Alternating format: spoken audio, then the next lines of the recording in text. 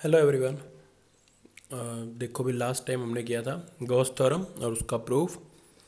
तो अभी हमें क्या करना है, उसकी एप्लीकेशंस जो बहुत इंपॉर्टेंट है। प्लीज़ उसको ध्यान रखना भी, ये बहुत इंपॉर्टेंट है। Application of Gauss theorem they are more important than Gauss theorem proof and itself. So जो पहली एप्लीकेशन है, इसको आप सप्लीमेंट्री भी समझ सकते हो। इसमें हम क्या करते हैं, एक पॉइंट चार्ज की वजह से इलेक्ट्रिक फील्ड निकाल के देखते हैं। और वो हमने पहले कूलम लॉ से भी निकाला हुआ है। तो अगर वो सेम आता है गॉस थ्योरम से, कूलम लॉ से मैच करता है, तो गॉस थ्योरम वेरीफाई भी हो जाएगी। दिस टॉपिक में भी you can say electric field due to point charge और वेरिफिकेशन ऑफ गॉस थ्योरम।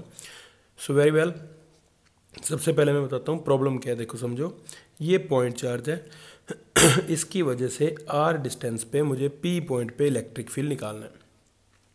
अब हम सॉरी कूलम लॉ से हम कैसे निकालते थे इसको। देखो, कूलम लॉ में हम क्या करते थे, हम इस पॉइंट चार्ज पे 1 कूलम चार्ज रखते थे and then we try to find the force the same is electric field. Now with the help of Gauss theorem हमें निकालना है। तो गॉस थ्योरम के लिए हमें क्या चाहिए, सबसे पहले क्लोज सरफेस। तो मैं क्या करता हूँ, कैसा भी हम ले सकते हैं, आर को रेडियस मान के इसके अराउंड एक स्फेरिकल क्लोज सरफेस मैंने ले लिया। This is hypothetical close surface, means actually does not exist. To apply Gauss theorem हमने इसको लिया है। तो प्रॉब्लम क्या है कि क्यू क्या है, पॉइंट चार्ज, आर क्या है, डिस्टेंस जिस पे आप इलेक्ट्रिक फील्ड निकालने वाले हो, distance from point P U can से। ओके, और हमें क्या चाहिए गॉस थ्योरम लगाने के लिए, हमें गॉसियन सरफेस चाहिए। तो मैंने ये हाइपोथेटिकल एक क्लोज सरफेस लिया, और मैंने कैसे लिया है, स्फेरिकल। तो मुझे ये मेंशन करना पड़ेगा। तो हम क्या लिखेंगे, let us consider a closed spherical, देखो क्लोज नहीं भी लिखोगे तो भी चलेगा, स्फेरिकल गॉसियन सरफेस।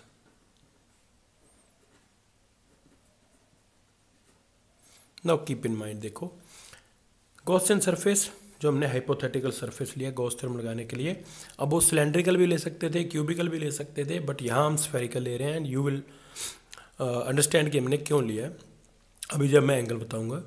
तो वो मेंशन करना पड़ेगा आपने कैसा लिया। तो हमने कैसा लिया है, स्फेरिकल, तो ये आपको मेंशन करना पड़ेगा। तो अब हमने ये स्फेरिकल सरफेस ले लिया।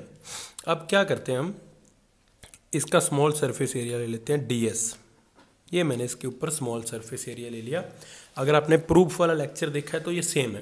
ओके, जब हमने प्रूफ किया था तो इसका एरिया वेक्टर किधर होगा, आउटवर्ड। अगर ये पॉजिटिव चार्ज है तो इसका इलेक्ट्रिक फील्ड भी क्या होगा, आउटवर्ड। ओके, मैं अगर आपको ये थोड़ा कॉम्प्लिकेटेड लग रहा है तो मैं यहाँ ले लेता हूँ सरफेस। देखो यहाँ ले लेते हैं पर ds, ये क्लोज सरफेस ले लिया ds। एरिया वेक्टर क्या होता है, perpendicular outward if it is a positive charge. तो प्रूफ करने के लिए, डेरिवेशन के लिए हम पॉजिटिव चार्ज लेते हैं। तो इस पॉजिटिव का इलेक्ट्रिक फील्ड भी इधर होगा। तो आप कहीं पे भी ds ले लो, थीटा क्या आएगा, एरिया वेक्टर में और इलेक्ट्रिक फील्ड में थीटा क्या आएगा, 0। तो अभी अगर हम क्यूबिकल या सिलेंड्रिकल ले लेते तो ये प्रॉब्लम आती है। तो इसलिए हमने यहाँ कैसा क्लोज सरफेस लिया है, स्फेरिकल। तो हमने स्मॉल ds लिया है। तो small flux through small surface ds जो हमने लिया है। No need to write down कि हमने स्मॉल सरफेस लिया, बस यहाँ लिख दो अंडरस्टूड आपने लिया है।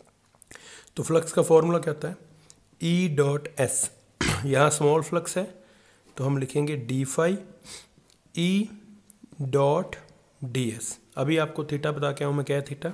तो डी फाई क्या आएगा, ई डी एस कोस यहाँ पे 0 है, from diagram you can see. तो small flux will be E D S. Not total flux, total flux क्या होगा, phi is equal to closed integration of E D S, जैसा हमने गॉस थ्योरम में भी किया था। अब यहाँ आप ध्यान से देखना भी, जब हमने गॉस थ्योरम को प्रूव करना था तो हमने इस ई की वैल्यू पुट की थी।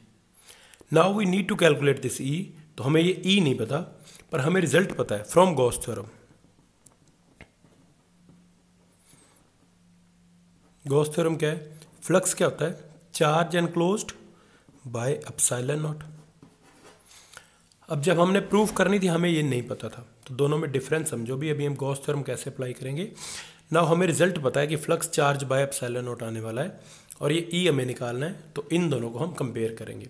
अर्लियर जब प्रूफ किया था तब हमें ये नहीं पता था, तो ई पता था, हमने ई की वैल्यू पुट की थी, तो अब हमें ई निकालना है, तो बस रिजल्ट पता है। तो फ्रॉम 1 and 2 यू कैन से, from 1 and 2, okay, from 1 and 2 you can सी, यहाँ फ्लक्स क्या है, ई डॉट डी एस किसके इक्वल आ गए, क्यू बाय एप्सिलॉन नॉट के, ओके। अब इलेक्ट्रिक फील्ड देखो, ये कैसा सरफेस लिया हमने, क्लोज्ड, जितना आर डिस्टेंस पे यहाँ है उतना ही आर डिस्टेंस पे यहाँ, उतना ही आर डिस्टेंस पे यहाँ, तो यहाँ इलेक्ट्रिक फील्ड कांस्टेंट है, तो इंटीग्रेशन किसका होगा, ds का, किसके इक्वल आ गया, q by epsilon not.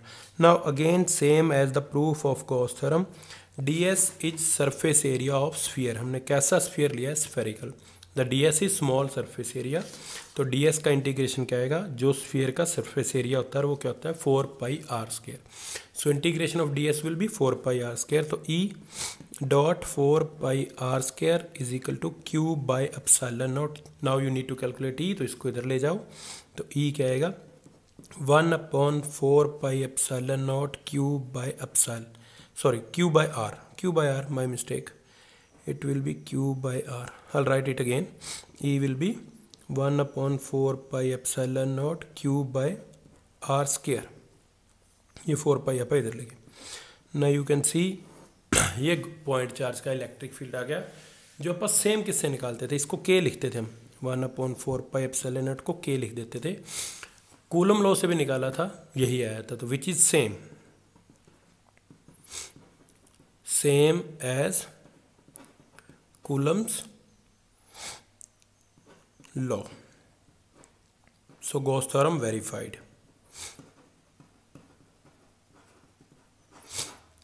Okay, तो ये हमने क्या किया है, ये हमने कूलम लॉ से जो इलेक्ट्रिक फील्ड निकाला था यही आया था, अब हमने गॉस थ्योरम से निकाला, यही आया। तो अगर आपने प्रूफ वाला लेक्चर देखा है तो इन दोनों में डिफरेंस देखो क्या है, सिर्फ जब हम प्रूफ करते थे ये ई डी एस, ई की वैल्यू पुट करते थे, ds का इंटीग्रेशन करते थे और फ्लक्स निकालते थे, ये आता था। अब आगे जो हम इसकी एप्लीकेशन करेंगे गॉस थ्योरम की, तो हमें रिजल्ट पहले से पता होगा। हमें क्या करना है, यहाँ देखो क्या करना है, आपको रिजल्ट पता है, ई बाहर आ जाएगा, ds का इंटीग्रेशन करके हर बार इधर लेके जाना है, इलेक्ट्रिक फील्ड निकल जाएगा। So this is first application of Gauss theorem, electric field due to point charge and verification of Gauss theorem. Now how it be verified, because we match the result with Coulomb's law, और ये same आ गया, okay? Next lecture will be on electric field due to infinite charged line, जो अपना next lecture है मैं उसको भी upload करता हूँ। Till then, bye.